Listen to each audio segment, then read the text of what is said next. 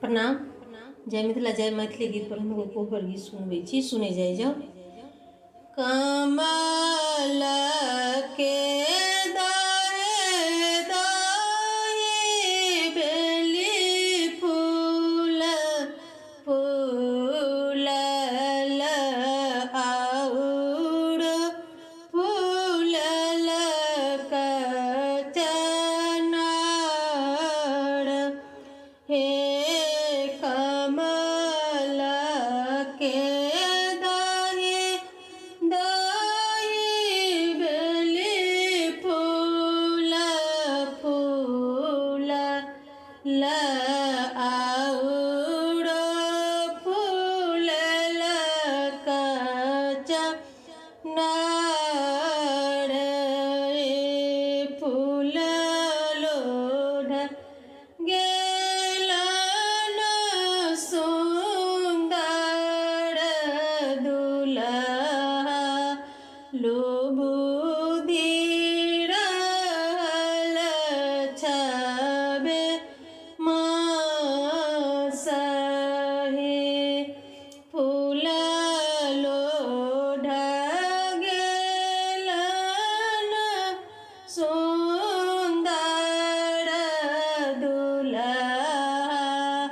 लुबुधि रहल छबे मास हे घर सँ बाहर भेली कनिया सुहाबे नयन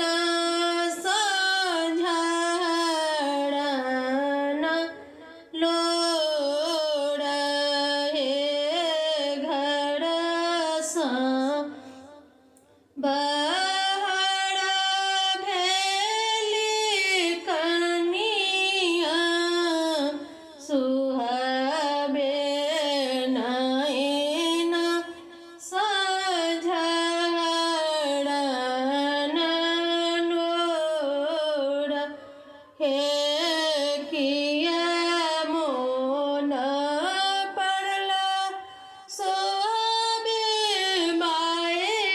बाप बहिनी किया मोन पड़लै पंडित भाई हे किया मोन पड़ला